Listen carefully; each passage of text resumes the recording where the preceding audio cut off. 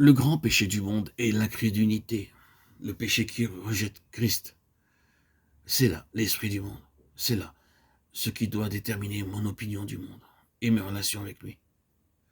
Par sa nature même, le monde est porté à rejeter Christ.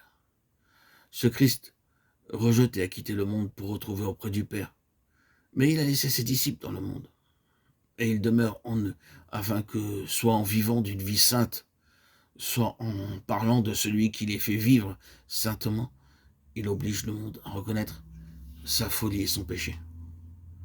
Oh, qu'il est nécessaire que je renonce entièrement à moi-même pour être rempli de l'Esprit, puisqu'il veut se servir de l'exemple de ma vie pour convaincre le monde de son péché d'incrédulité.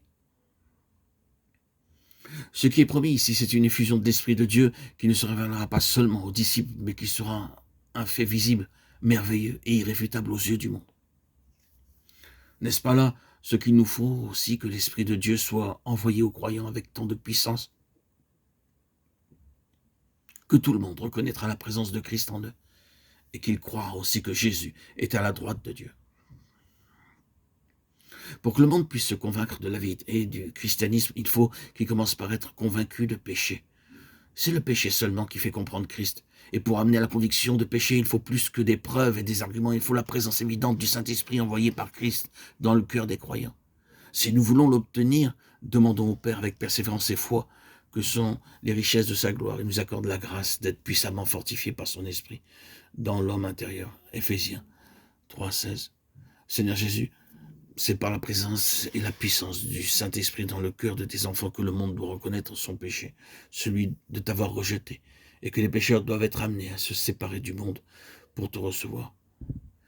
C'est par l'exemple d'hommes et de femmes remplis du Saint-Esprit, joyeux témoins de ce que tu as fait pour qu'on saura que tu es à la droite de Dieu.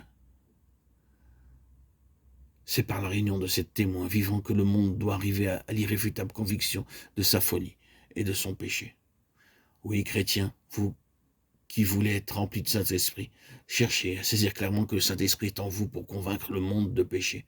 Si vous êtes d'accord avec lui sur ce point, s'il voit qu'il peut se servir de vous pour atteindre ce but, si vous faites de son œuvre votre œuvre aussi, vous pouvez être certain qu'il remplira tout en vous de sa présence et qu'il travaillera avec puissance par vous. C'est pour ôter le péché que Christ est venu. C'est pour amener les hommes à abandonner le péché que le Saint-Esprit leur est envoyé. C'est pour combattre le péché, pour rechercher la volonté et la gloire de son Dieu que le croyant doit vivre. Unissons-nous donc à Christ et à son Esprit pour témoigner contre le péché.